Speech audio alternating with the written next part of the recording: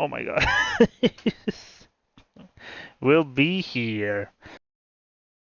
Intrinsic Innocuousness. Ah, damn. Alright, I'm a little defense whenever I should continue reading this. I mean, usually an hour of straight up reading is kinda like, it kinda kills me. But you know what? Maybe it's one of those things that you kinda have to, you know,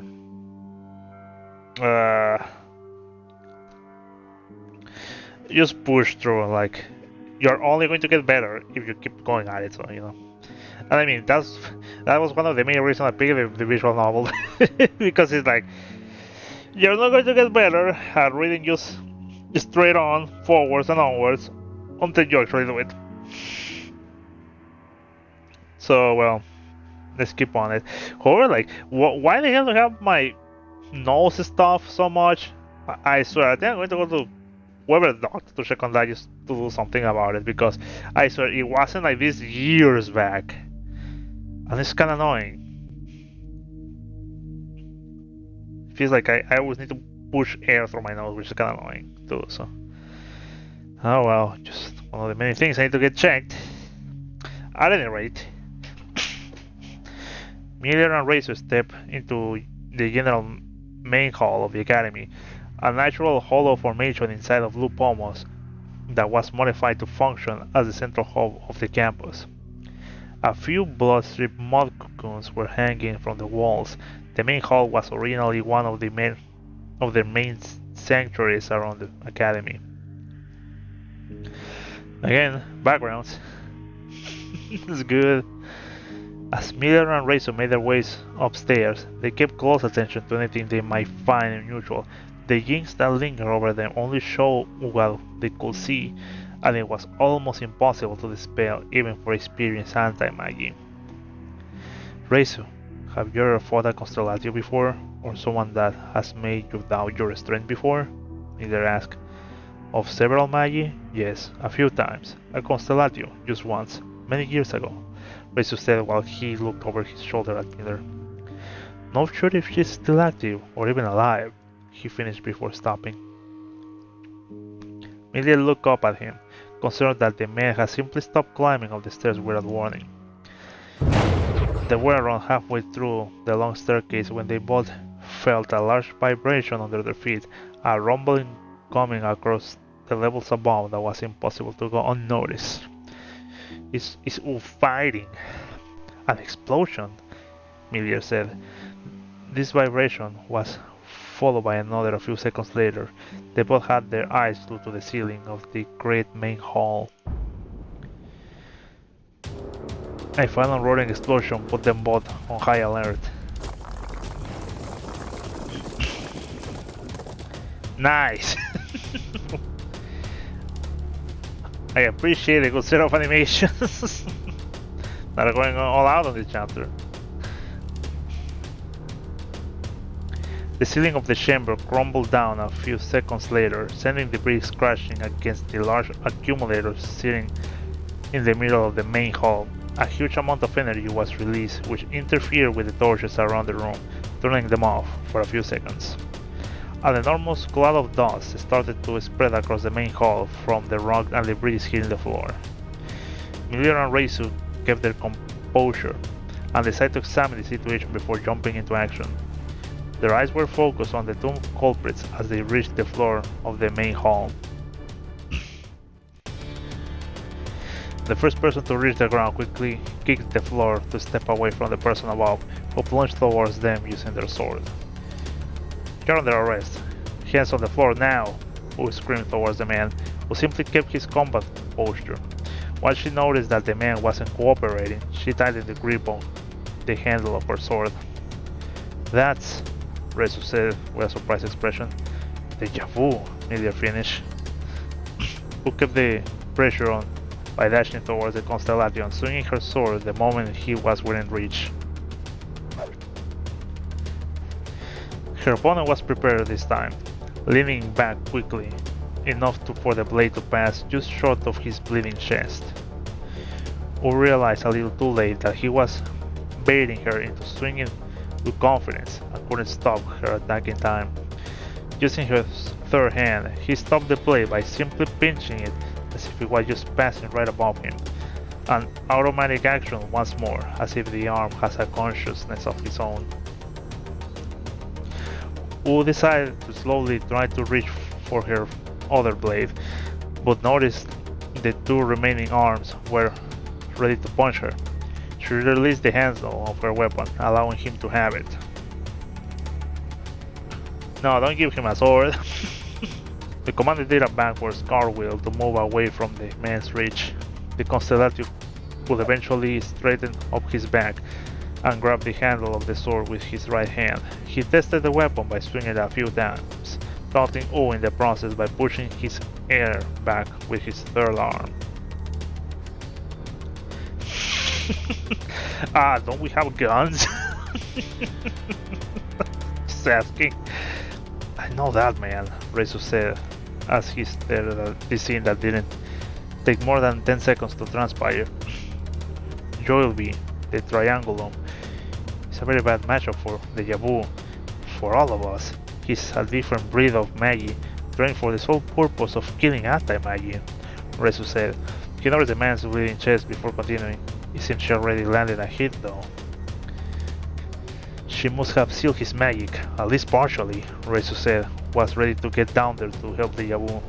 Melia noticed something strange about the situation that just happened before their eyes. That was a very tame shockwave for such a large accumulator.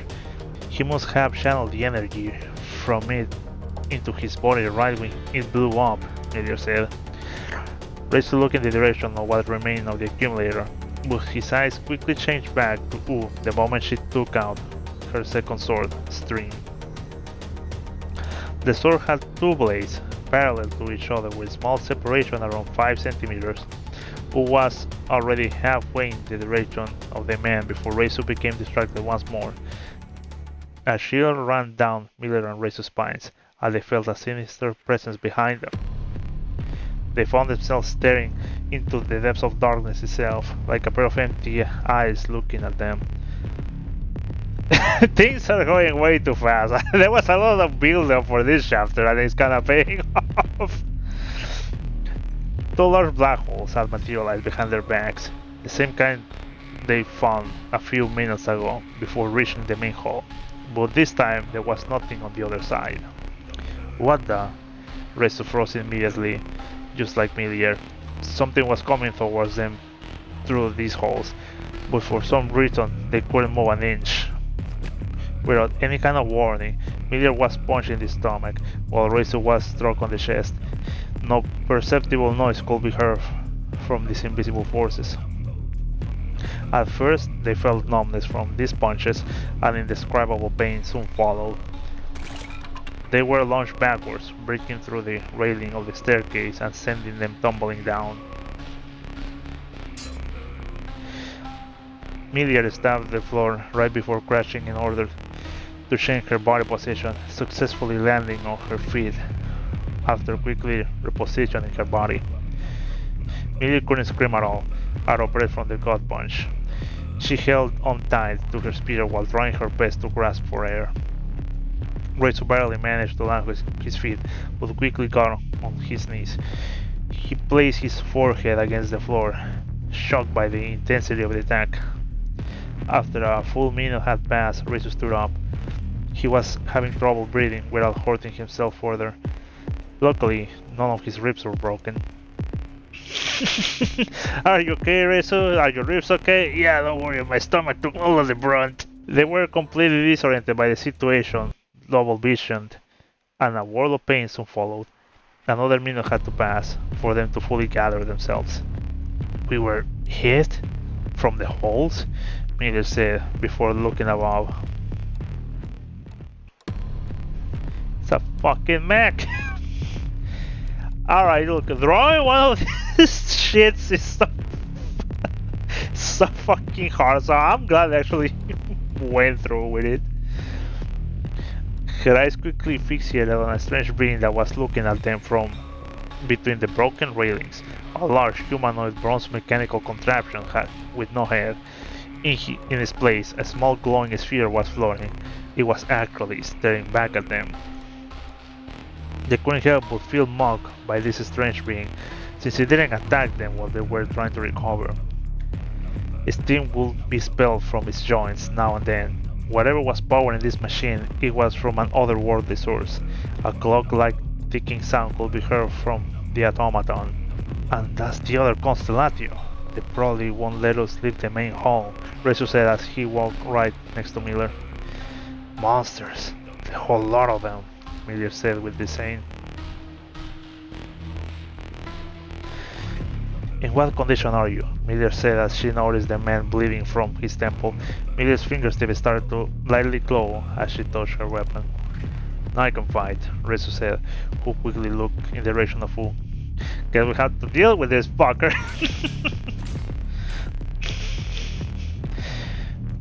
Joelby and Wu were in heated combat using the latter's sword. I thought Wu had a spell on the sword. Well, maybe it's different with this guy. They're having the Metal Gear Rising type of showdown right here.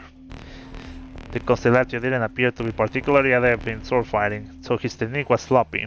He compensated for his lack of skill with the extra arm. Yeah, well, but he's still swinging a sword. Even when his third appendage was nowhere near the length of Wu's sword, he was able to slightly change the trajectory of Wu's swing by punching the air close to where Stream was cutting through. Joelby was using residual magic from his punches to mess with her magical imbued weapon like a magnet. Good, because I don't think I can do this alone, Milia said while Rezo was watching the fight. Wu landed a good kick on Joelby's chest after slowly making her way through her opponent's seemingly impenetrable defenses. The man was thrown off balance and quickly stepped away from her.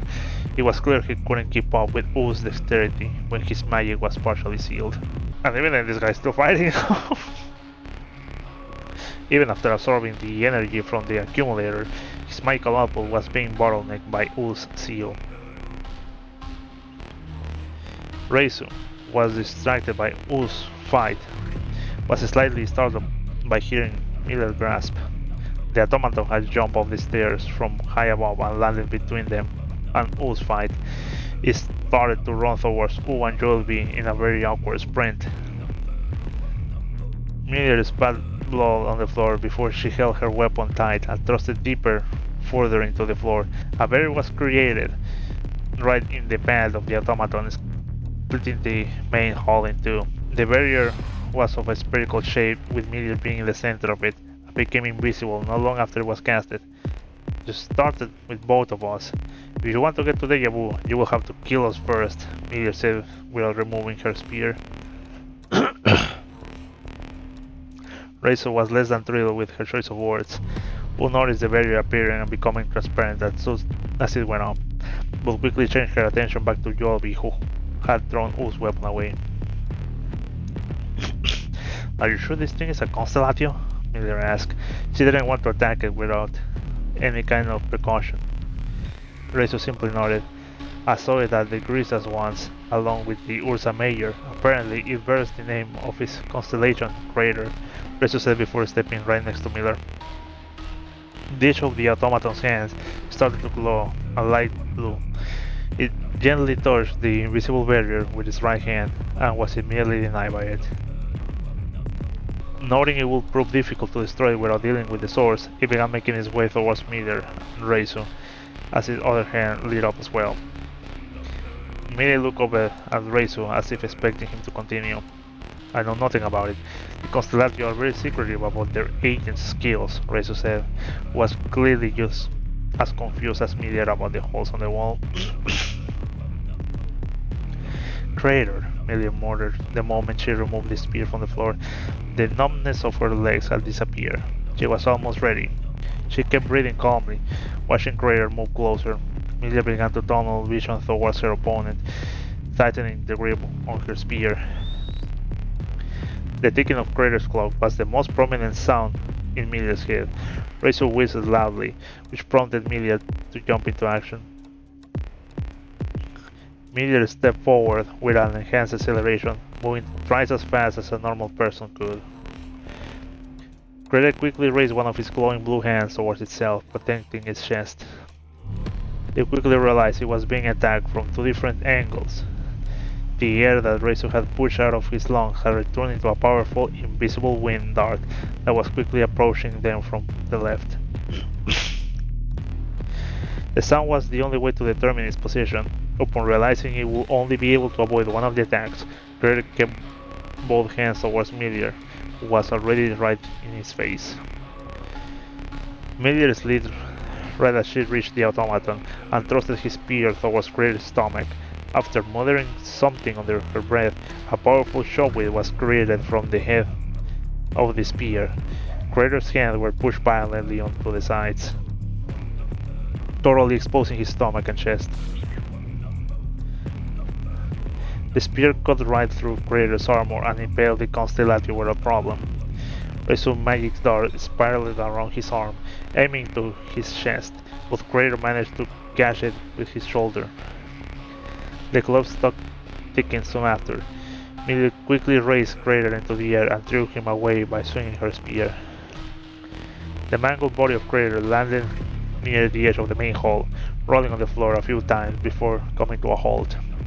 Millie finally allowed herself to release her breath, panting as soon as she saw that Crater wasn't moving anymore. Her spear, which was named Mayor's Harpoon, allowed Millie to absorb magic from her opponents as she struck them. Hopefully that'll give her enough of a jolt to deal with the other guy. Nothing had been absorbed by her attack, which caused a bit of concern for her. God damn it! Oh well. So much for that. This meant that she wouldn't be able to recover from magical and body fatigue. As an anti-magus, her spell consumed just a tiny amount of magic. However, the barrier she conjured would slowly deplete her magic reserves. It is hard to aim while I'm in that state. My brain can process information that quickly. At least the clock stopped somehow, Meteor said as she stood up upright. Razor walked close to Meteor with his eyes focused on Crater. It doesn't appear to be very agile, Razor said. Crater stood up moments later. His legs and arms produced a series of bizarre sounds every time it moved. Not equipped for combat at all, Razor commented while he removed the top of his clothes and let them dangle on the sides of his body. This is very wrong, Razor. It's too fragile. I refuse to believe it's this easy, Meteor said as she prepared herself to attack once more. This is a constellation we're talking about, Meteor said. Those holes we saw earlier, they were made by it. Why isn't it attacking like before? Meteor asked. Razor didn't know what to respond. At that moment, Meteor looked in the direction of Wu, since she noticed that Razor had his watchful eye on the automaton. Wu uses her double-bladed broadswords to force Joelby to back away, allowing her to recover her weapon as she ran past it. Her beautiful swordplay was mesmerizing. Both of her swords were complementing each other perfectly. Stream was heavier than Salmon because of the extra blade, but Wu seemed to have no problem swinging them as they were twin swords. Wu kept the pressure on Joelby, but he was able to avoid every single attack from her, as if he was able to read her movements long before they were performed. Joelby had given up on deflecting her swings, and was actively trying to conceal his magic as soon as possible, something that Wu was very well aware of. Goosebumps appeared all across Meteor's body. She turned around just to find two new holes had been summoned a few meters in front of Crater. The clock had started to tick again. The automaton appeared to be looking at them both while its arms were dangling. The same strange feeling of dread invaded their bodies. They couldn't move an inch. Again, it's happening. Meteor was interrupted by a powerful hit across her face, making her fall backwards once again. Is this a Bayonetta type of scenario? Where hole appears, but there's some giant arms coming from them. Razor, on the other hand, was punched on the shin, almost knocking him out. Just like Meteor, he was launched backwards. His body spun to the left and landed on his arm. Both of the commanders spat blood as soon as they were hit. The months of pain from the pair distracted Wu, which was enough for Joelby to try to punch her. This was a stop in time. with the handle of one of her swords. Rachel tried to stand up a few seconds just after being hit, but failed and fell to the ground once more. Yeah, getting punched in the shin can cause that. Apparently, it jolts the brain a bit, and your body doesn't like that. As it would. Many thoughts crossed Millier's mind. The pain made it hard to even formulate a question of what could be happening. There was no magic. I felt nothing. Who is it doing this? She thought, as she stared at the broken ceiling with a shocked and angry expression. How? How? Millie noticed something rolling on the floor right next to her face. A small bolt was lying on the floor across her face. It rattled every now and then. After a few seconds, it was dragged away by an invisible force in the direction of Crater. Millie looked up as soon as she could. All of Crater's parts that had been scattered around from Millier's and Rachel's attack had started to get struck to him like a very powerful magnet. It was repairing itself automatically, a weird spectacle that made Millier feel hopeless. Crater was well aware of the process and made it easier for pieces to move in place. Some of the pieces were damaged, which forced Crater to open a small compartment near his left elbow. His wrist would then spit out a reforged version of the piece, imperfect but functional. By the time Rachel and Millier were on their feet, Crater was already fully operational. The contour of his hand turned bright blue just moments later. He clapped them together to create a lot of blue sparks, taunting Millier and Raisu. I don't think I can handle another hit like that. That last one almost knocked me out, Raisu said with despair in his voice. If they couldn't figure out how to prevent Crater from summoning these holes again, they were going to get killed outright. How are you? Raisu asked. I'm fine, I believe. Millier stood up for a moment later and clenched her fist. The barrier she had created disappeared a moment later. She was trying to save magic for now. Yeah, like, they need focus on this guy. We'll notice that the protective barrier has vanished, meaning the other Constellati could join her brawl if Millier and Raisu were to be killed. Joby managed to once again take advantage of her split-second distraction to step away quickly by kicking the floor and launching himself backwards. He's doing the triangle, stop him! Well, they call him the triangle for a reason. The man stopped his momentum with his feet and used his three arms to draw a triangle into the air. The seal was almost completely gone by now, allowing him to finally use his spell arsenal. Anything between Joel's big triangle and the wall he was aiming at began collapsing into itself, as if the space was being constricted and twisted, a space in which U was currently standing. My alarm is just about to sound because I didn't take it off, and I woke up early. Moving out of the way was out of the question, since the spell had already reached the other side of the room. Trying to move at that point would just tear her organs apart. Well, that's not good. U wasted no time and slashed the empty space right in front of her. His vicious attack managed to slightly warp her claws in 3 different points, all dragging clockwise. She could feel her skin slightly burn from underneath her clothes. She would have been seriously injured by it if she hadn't acted so quickly. Joel stood up and moved his hand across his hair once more, mocking U with a smile. U simply stared back with an empty expression.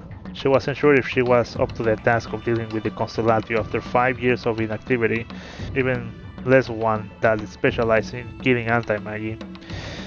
There was quite a gap between them, something that wasn't a good idea to maintain with U being the most effective at short range.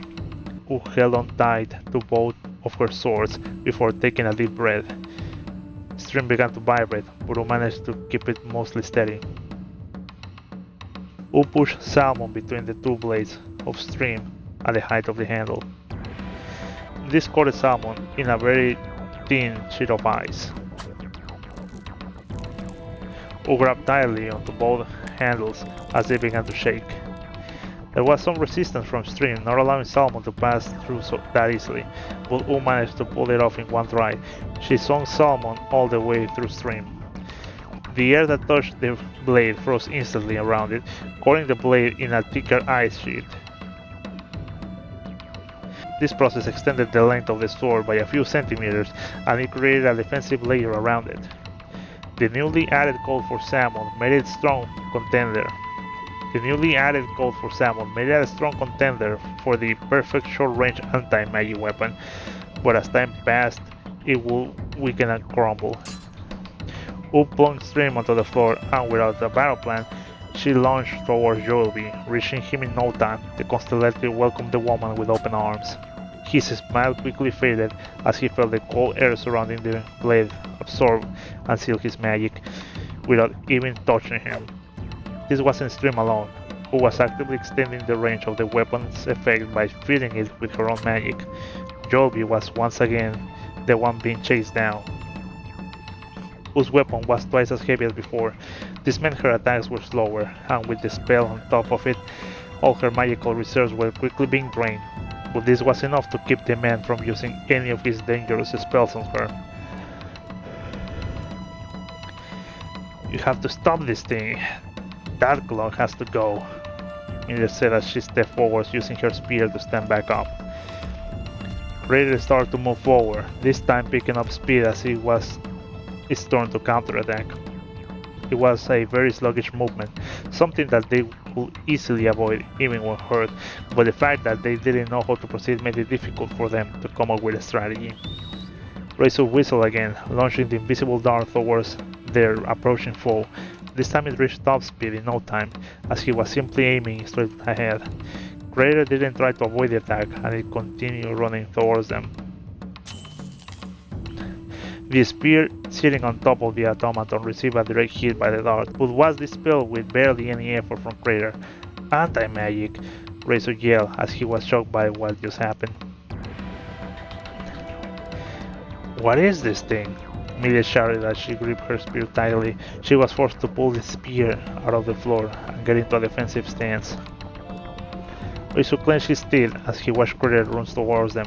They knew they had to act now, but not knowing what they were up against was making them hesitate. Razor quickly stepped behind Milliard and, just like her, prepared to launch an attack. It didn't take long after that for Crater to clash weapons with Milliard, causing tons of blue sparks to fly. Crater squeezed the spear tightly with both hands. Once he had control of the situation, it moved one of his hands away and tried to grab Milliard's arm. Milliard noticed the intentions of the automaton and began considering about releasing her own weapon, as Crater's strength was far beyond Milliard, now that she had depleted most of her magic reserves. God, it's hot, Milliard complained while grinding her teeth. Milliard began to feel the burning sensation through her suit, even before Crater touched her. Milliard instinctively stepped back, sliding her hands across the spear in an attempt to make some distance between her and the Constellation without letting go of her weapon. A pair of hands pierced through Crater's chest, swiftly crushing the clock inside. A second later, Razor had managed to sneak behind Crater. A very surprised Milliard changed her stance and pulled her spear away from Crater's grasp. The holes in his chest had damaged the mechanism that allowed Crater to apply tons of pressure on his grip, making it easier for Milliard to pull away. Razor stepped back and, with bleeding hands, threw away the scraps of the clock. Crater fell on his knees. Not a second had passed before he was pierced in the stomach by Milliard. Milliard shouted as she plunged towards the Constellation, causing a small explosion with her spear. The automaton was sent gliding, grinding against the floor until it suddenly stopped several meters away. Razor was ready to get close again to the Constellation, but was stopped by Milliard. Once again, the clock's ticking stopped. Don't get close to it, Razor, Milliard urged her partner. Crater threw him on his back and began making some bizarre and creepy movements with his hands. It touched his own chest, as a person would. His legs bent as if trying to stand up, just as before the pieces of the automaton began dancing on the floor, slowly being attracted to it moments later. It's doing it again, Meteor said. A pattern? Razor asked himself. Maldo arrived at that moment through the upper entrance of the main hall. She wanted to assess the situation, as she knew very well the commanders were fighting down there. The broken railing grabbed her attention, and she slowly made her way downstairs, keeping an eye at the situation down below. She was confused as to why Miller and Razor would just stare at their opponent as he was regenerating. Maldo stopped moving down the stairs right next to the broken railing and kept watching. Here it comes, Razor said, as he felt his body grow heavier and goosebumps invaded his skin. 3 holes appeared on the floor, the same overwhelming presence descending upon the main hall once more. As always, no sound was produced by these holes. Razor stepped back, clenching his fists and teeth. He quickly realized that they had no way to stop it from happening again. To Razor's surprise, when he heard the screams of his commanders, he felt nothing. Meteor was hit on her shoulder, sending her down on the floor. Ah! She screamed. Who was still fighting Joelby, not far from there, received a hit right on her stomach, forcing her to drop on one knee. Joelby used this opportunity to counterattack by trying to strike the back of her head with his elbow, an attack that Wu managed to avoid entirely by rolling to the left. She stood up properly almost immediately, confused as to where that punch came from and why she didn't feel any pain. Maldo's eyes were fixated on Meteor as she fell on the ground. What just were the only words that Maldo was able to mutter. No, no! She's not having a good time either. I was just watching! Maldo was struck by the same powerful invisible force. The strength of the punch was such that she slid backwards until she crashed against the wall behind her. Maldo clenched her teeth the moment she unconsciously braced for impact. Ah, Maldo moaned as she slid down the hall until her buttocks hit the floor. You could have just said that until she hit the floor. The loud thump didn't go unnoticed by Razor, who looked high above the direction of the staircase. Craig was almost fully operational once more. God damn it!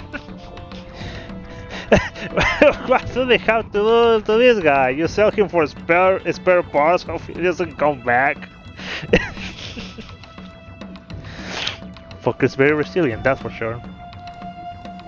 Craig was almost fully operational once more. The clock had started to tick again. Razor was ready to shoot a third magic dart, but was interrupted by a very exasperated Miller. Why? Why won't you stop?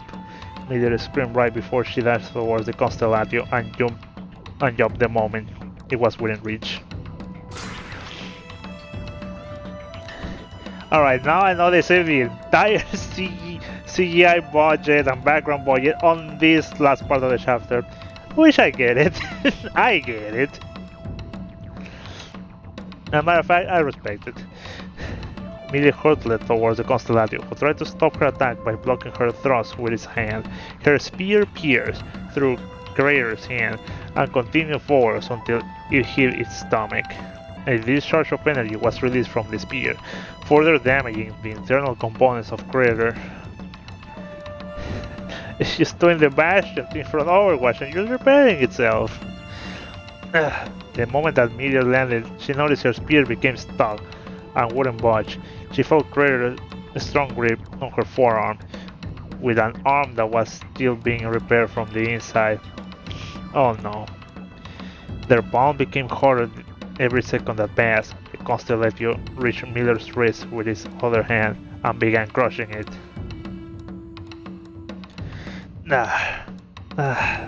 Maldo walked hunched towards the railing. A sharp, dull pain ran across her back and shoulders, but there was no way she would allow herself to be dealt with a single hit. After just a few seconds, she noticed the predicament Meteor had gotten herself into. Maldo gasped and quickly grabbed her tails and instantly charged a spell. As if it was a bow, Maldo pulled from the body of her tail, causing the tip to light up. A magic disrupting bolt that would see its damage enhanced by how much magical surge there was within the recipient's body, dissipating the energy through the organs of the body that aren't magic resistance. Mother took aim as fast as she could, but Miller was in the way, which made her hesitate. The moment she heard Miller scream out of pain, she released her tail. Razor, who was the closest to her, was about to act on it before he was once again bested by someone much faster, who had cut Crater in half through her stomach, effectively disabling Bolt's arm in an instant. Half of its body was still in the air from being partially bisected when Maldov's bolt hit its chest. The body of the Constellation was torn apart, sending every component within its body flying in every direction. Meteor and U stepped away just in time to prevent themselves from being hit by it. The tiny sphere rolled onto the floor and stopped right in front of Razor's feet. It wasn't glowing anymore. Razor stared at the sphere. He was deep in thought about everything that had just happened. Crush it! Crush it! Joel stared at the situation, hesitant to attack now that Crater had been dealt with. Oh! Whoops, I was told that fucker was invincible! Meteor walked towards Razor and stared at the spear now laying on the floor. Who kept a good eye on Joel B, not wanting to give him her exposed back. Why do you fight this way? Meteor said towards the sphere. Moldov lay down on the stairs, panting heavily, watching the situation from above. After just a few seconds, the spear began glowing again. Kill it! Kill it now! Before it repairs itself! I mean, I gotta ask. You know, I mean, it's probably explained or whatever, but even if the thing repairs itself, does it repair like the shape too, or you just, you know, you just put the pieces back together? Because I mean, if you bent apart, then you know it's bent. well, it probably just repairs itself fully. Meteor quickly stepped away as she noticed the spear began to rattle. The spear was pulled away and rolled towards where most of the components were scattered. Just as it happened before, it began reconstructing itself, but this time from scratch. This thing is unstoppable, Meteor said, who started walking towards Crater, holding up Salmon tight, ready to cut it again. Just as she made her way there, Razor shouted at her, "Deja vu! Don't attack it!" Who was surprised by Razor's request, since the Constellation would be back on its feet in less than a minute. Everything that has happened so far, I understand it now, Razor said while he kept staring at Crater. It makes so much sense, he continued. Meteor looked at Razor, confused by his words. That thing, this being, Razor continued, is countering our attacks before they happen, Razor said. Meteor and U looked back at Crater with an even more confused and shocked expression. It took a moment for Meteor to understand what Razor had just said. Every single attack they had received from the mysterious hole had been one that they had dealt to the Constellation. How is that even possible? Meteor asked. Circulating fate, we were destined to damage Crater. It just so happened that we had to deal with the consequences first, Razor explained. A very peculiar sort of magic, but we're talking about magic, so anything goes. It stared at the Constellation's body while it was revealing itself. That doesn't answer my question, Meteor said. I wish I knew how it worked, Razor said, but somehow this thing knows what is going to happen. That doesn't make any sense. We attacked him because he did so first, Meteor said while trying to make sense of the situation. Well, I mean, considering Wanderlust is a type of spell, I guess can also do it. I guess kind of like a paradoxical. I mean, I'm pretty sure they're going to explain it, or you know, it's not going to matter as much as I'm thinking about it. I mean, I'm thinking about it because I'm seeing it in the moment, right? But I mean, if they can see the past with a Wanderlust, I'm pretty sure someone in the future is seeing the past in a weird and awkward way to explain it. But so is trying to explain this type of things with time and magic, alright? So I think could be something else. We'll see. I understand how you feel, Razor said, letting Miller know that he is just as annoyed. It took a moment for Miller to continue. Doesn't that mean it is impossible for it to kill you? Miller asked. You have to be left alive to finish what you started, Miller explained. Razor nodded. An unavoidable, no-lethal magic card, designed to just exhaust your opponent, Razor said. So I guess fighting Crater is just an attrition kind of thing, and whoever Constellatio is here, like Joy will be just going to just finish whoever is exhausted off. Perfect for an arrest, who finally spoke. Rezo just nodded again. Are you telling me that we have been hitting ourselves? For this thing, we were the ones who started the fight, Miller said, being wary of Crater, as it was almost done revealing itself. Miller stepped in front of Crater. We won't attack you anymore. Leave if your mission has failed, Miller said. She was trying her best to dissuade Crater from continuing this fight, something that the other commanders caught on pretty quickly. Crater appeared to look at Miller for a moment. With a gentle and warm voice, the automaton finally responded back. Both you assholes! Oh no! I am afraid I'm not sure where I am, Crater said in an androgynous voice. So it's not like Omega, just... Alright. These words caused an immediate reaction from Joelby, who began running, leaving the main hall as soon as possible. Oh, this fucker's done, I'm out of here! Who was about to go into pursuit of the Constellatio, but she had a hunch that she needed to hear what the Crater has to say. After putting Stream down, she silent and turned her attention back to Crater. Beep boop. Meteor has been added to the journal. Razor has been added to the journal. I guess not Joby.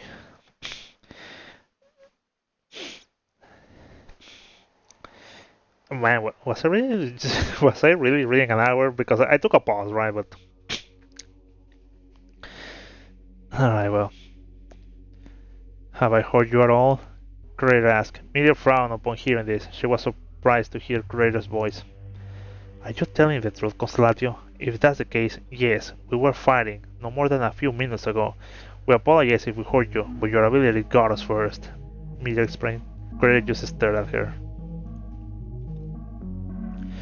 We're the ones in charge now. Tell us everything you know, Meteor said. The Constellatio looked back at the Yabu and then at Razor. It began scanning the room slowly. There was an awkward silence, as if the automaton didn't know where to start. Maldo made her way down the stairs and slowly walked towards them. An arrest was asked to accompany a government squad to arrest the academy's principal. I don't think I was ever told the reason why this was being done, Crater said. At some point during this mission, I just wasn't where I thought I was. Crater finished before looking at Miller. The man who just ran away, he was the other Constellation that was brought in, yes? He doesn't look as innocent as you, Miller said. Miller moved closer and tapped on Crater's armor plates. Razor was a bit worried about it trying to deceive them, so he became concerned for Miller's momentarily. Yes, he is a Constellation like me. Nevertheless, I'm not quite sure if he will ever conspire behind our backs. This is the first time we have worked together, he said before making a short pause. I don't think he will have anything to gain from going rogue, Crater answered. You were being controlled then, Razor said. Crater stared at Razor for a moment. I remember our fight, however, you all just weren't you. I wouldn't go as far as to call it control, just being tricked by a fake vision.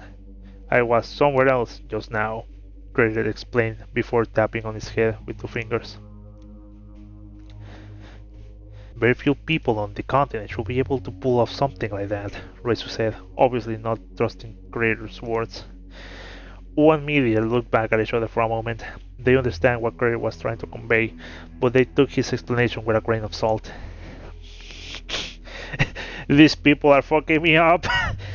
Deploy, lie and gaslight about everything that happened. Pretend it never did. Beep boop. It's disabling you completely must have disrupted whatever spell they put on you.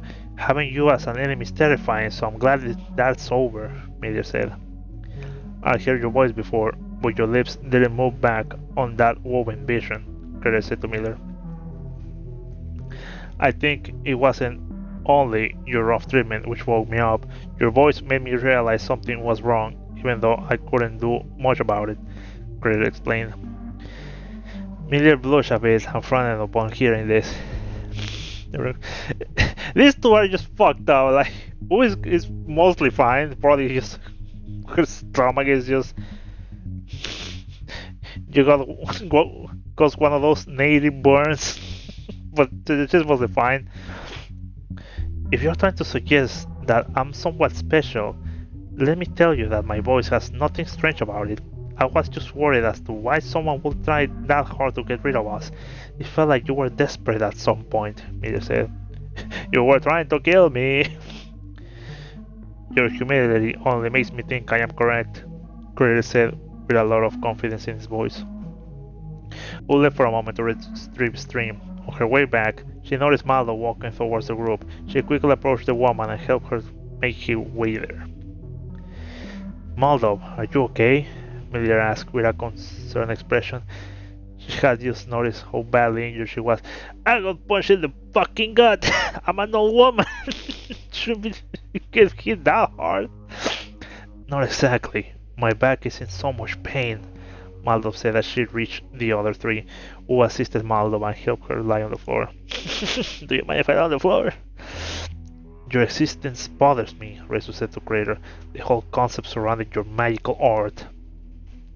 I assume you all have figured it out, Crater said. Rezu nodded, with the exception of some very important details, like how do you know someone is going to attack you? Rezu asked. The man stared at Crater with an annoyed expression, as he was unable to continue his endeavor without getting some questions out of the way first. A world where my ability doesn't exist. That is the future I can see. I cannot visualize it personally. Things just happen if I am present, Crater said. What? After you punch their guts out? Rezu snapped. Are you seriously going to tell me it will work all the same? Crater nodded. Choice is an illusion. My art simply streamlines the hows, whys, and ifs into a single convenient timeline. Once you have been hit once, future aggressions are just expected. Crater finished. Rezu frowned upon hearing that and crossed his arms. A predefined future, only one. We know that already. What if I knew about your magical art? That means that the me in that future, you see, will avoid hurting you even once. That is correct, Crater said before making a short pause. If you can remember it, that is, Crater said in a sassy tone. Rezu was slightly shocked by the automaton's word and became somewhat annoyed right after.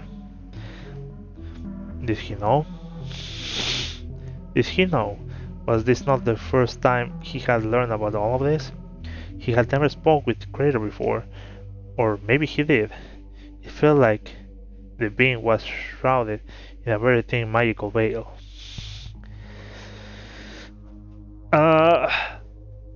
Something came to my mind, but it quickly dissipated. It was kind of like, I don't know, something along the lines of paradoxical machinery, quantum machinery, which kind of led me to remember about Bioshock Infinite. That was kind of the points of the Bioshock storyline, at least on Infinite. So well, I don't know. Guess we'll see as we go. Stop. It isn't the time to discuss this, Miller said as she noticed Maldo was barely holding up. We have no say in this kind of subject. We do go around shaping the past as we please after all, Miller said. That is different. It isn't like we can prevent the present from paving the past, even if the Wanderlust kids aren't the ones that do it in the end. The technique is out there. It will be done, Rezu said, refusing to drop the subject. Yeah. if time travel is in some way, shape, or form a thing that can happen in a world, it's going to be used. Maldo closed her eyes, hand on her chest. She had no innate healing magic capabilities that didn't involve someone from the opposite sex. We don't know if Aruru are one-to-one events, Oof finally said. Didn't they kill your grandma? Why do you always remind me of that? Resu closed his eyes and quickly put his robes on.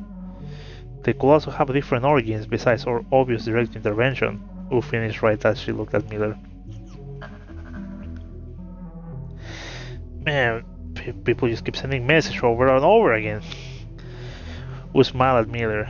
They had no time to properly greet each other because of the tense situation, but a friendly gesture was something she felt was needed. Miller smiled at Wu before looking back at Crater. You look in a good shape, Constellatio. Could you please carry Miss Maldo to a nearby exit? Miller urged the Constellatio, requesting his cooperation. Crater looked around the group until his eyes reached Maldo. I can do that, no problem. Maldo didn't look thrilled about being carried by the Constellatio. She helped to tear apart a few moments earlier. Miller didn't trust Crater completely yet, but they had no other choice if all the South Commanders were to remain together. We still don't know where Navy is, and the second group should be arriving soon, Miller continued. The prefects and teachers must be holding the students up in their classrooms after all this commotion. We don't know for how long though. It will be difficult if we don't move now, Reisu said. Did you come alone? Miller asked Wu. Wu shook her head. My personal guard is outside. They are making sure nobody escapes Lupomo through the platforms while we deal with this, Wu said. Wu was about to speak again before Crater spoke out, interrupting them all. Someone is going to hurt me soon, Crater said in a very calm voice, placing his hand over the clock on his chest. Huh? Miller was convinced in her mind that none of them would do something like that in a moment like this. She decided to trust the automaton by quickly giving orders around. Razor, change of plans, take Maldo to one of the entrances, Miller said almost right away. Razor nodded, without a doubt in his mind. He quickly got close to Maldo and crouched, assisting her to get on his back. Once Maldo grabbed his neck, Razor lifted her up and began running towards the same entrance that Joelby used earlier. Crater, do you know where you are being attacked from? Miller asked, trying to figure out a good strategy before everything went down. No, Crater said curtly. Miller was about to ask another question before she felt a strange otherworldly sensation return to her body. Wu and Miller got goosebumps all over their bodies the moment two holes appeared on the floor, close to Crater. Miller tried her best to keep her composure, but after being victim of this magical art thrice, she couldn't help but prepare herself, even if she knew the target was someone else. The room was filled with the same heavy dark atmosphere from before.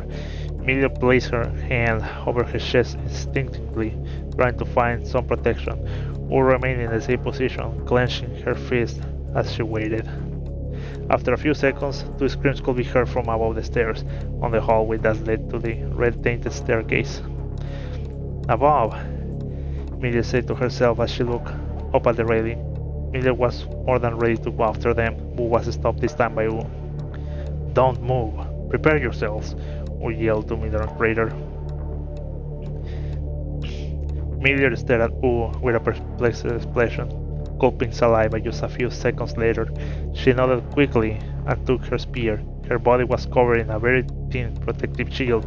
She had no magical energy left in to create a large bubble.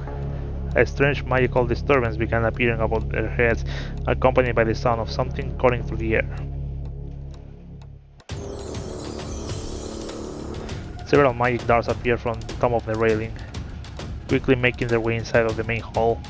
Unlike Razor's darts, these appeared to be faster and move in a much more erratic manner. They quickly realized that these darts were magic-seeking because of their movement patterns. They dived down into the main hall as soon as they arrived, quickly grabbing onto the target.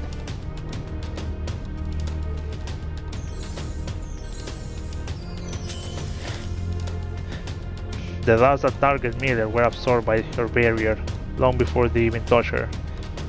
They made a sizzling electrical noise the moment they were absorbed. It was completely ignored by the darts, which worried Miller for a moment. She had completely shut down her body. By lowering her body temperature, she stopped her body from emitting magical radiation. Some of the darts grazed Ooh, but she kept her composure by not moving an inch. The darts were way too fast to try to cut them down, so she stuck to her plan, which paid off in the end. Though the darts that were moving around Ooh quickly changed trajectory towards Crater, the constellated shoulder and chest were ripped apart by the projectiles, forcing him to land on one of his knees. Ah, fuck! They fucking got me! A noise that neither Ooh nor Miller were prepared to hear was Crater releasing a grunt, confirming that the automaton actually felt pain.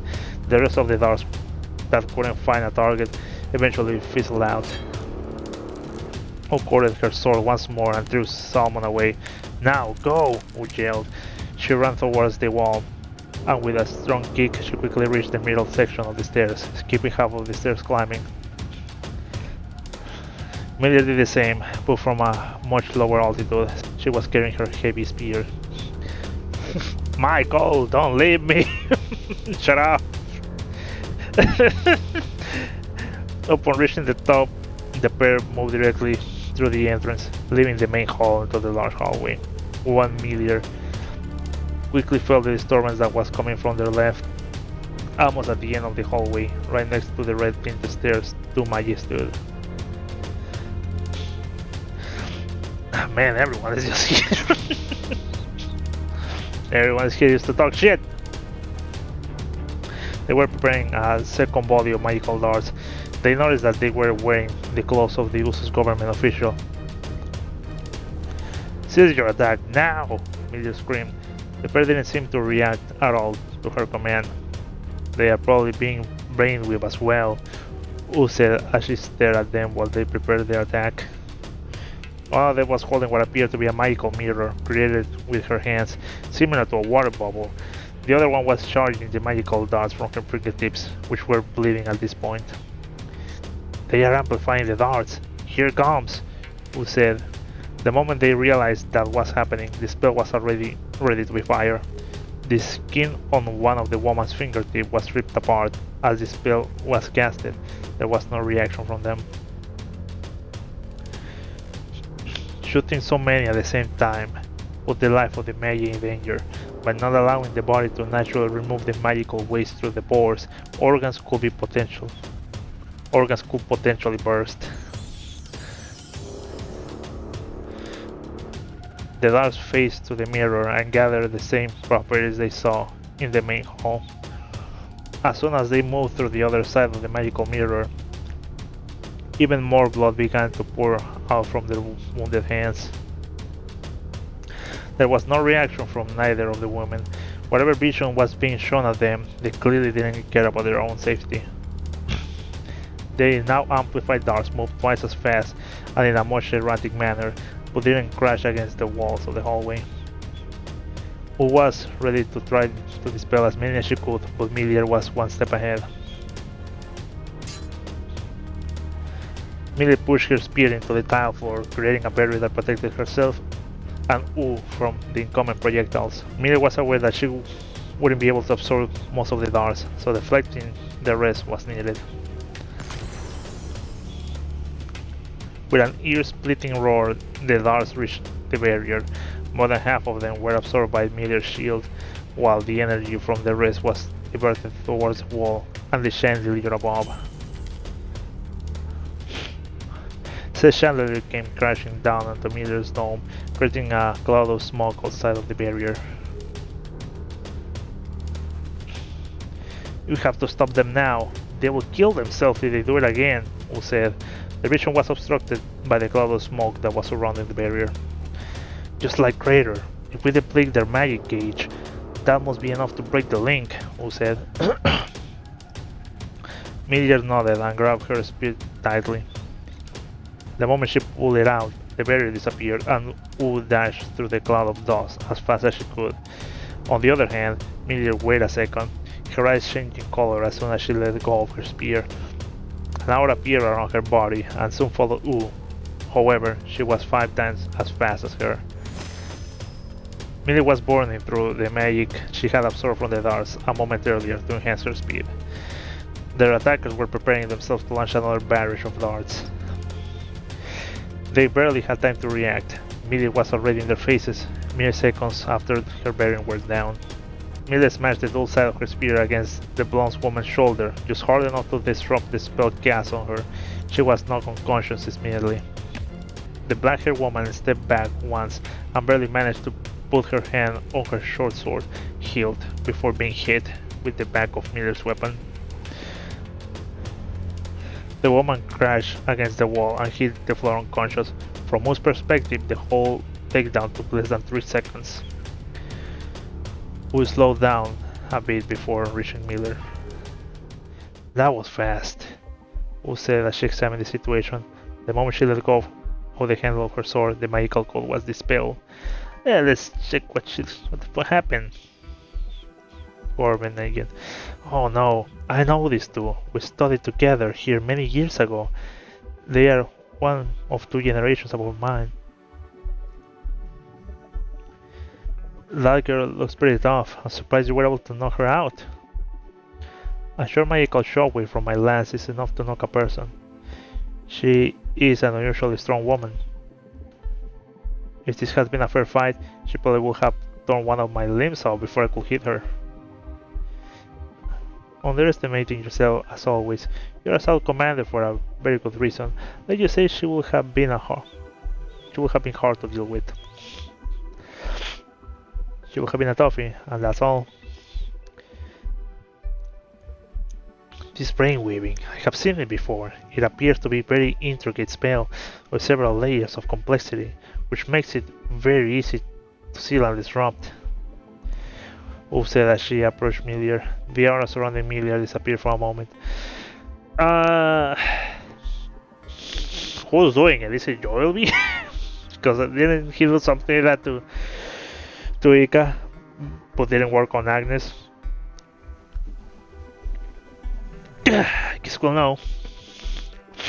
Both women stared at each other for a moment before smiling at each other once more. Glad to see you, Commander Miller, Wu said, offering her hand. With shaky hands, Miller accepted the handshake right away. It has been a while. I was just talking with Reisu before coming here about meeting with the other commanders more often, Miller said. Them being part of the Action 5, they had met each other several times in the past. This was, however, the first time they had met during combat circumstances. Just visiting during charity events isn't going to cut it, Miller said. Who made a silly happy expression upon hearing that. I'm just happy to be able to meet you without the stupid dress and ridiculous hairdo that I hate, Wu said. Don't say that, Wu. You always look so gorgeous in those, Miller said with a smile.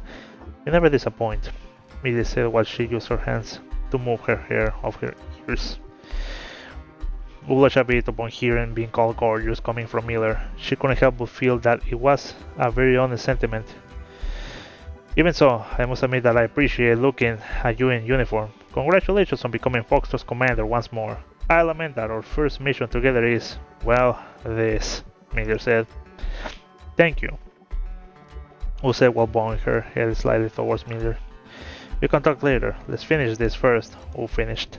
Miller nodded right away. The pair changed their attention to the Maggie laying on the floor.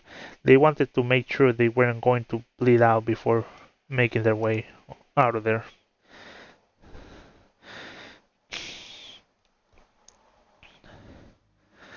Actually, chapter 5. That's the last one, but I'm gonna call it quits here. I have been recording for 2 hours and a half. And I want to record the others on the wrong hack. Oh, nice. Here we have them again. Well, yeah, I'm gonna call it quits here.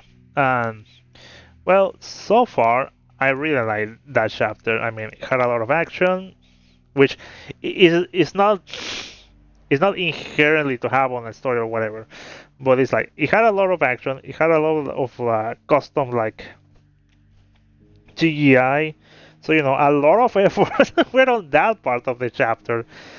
So, because I was thinking, oh yeah, it's light reading.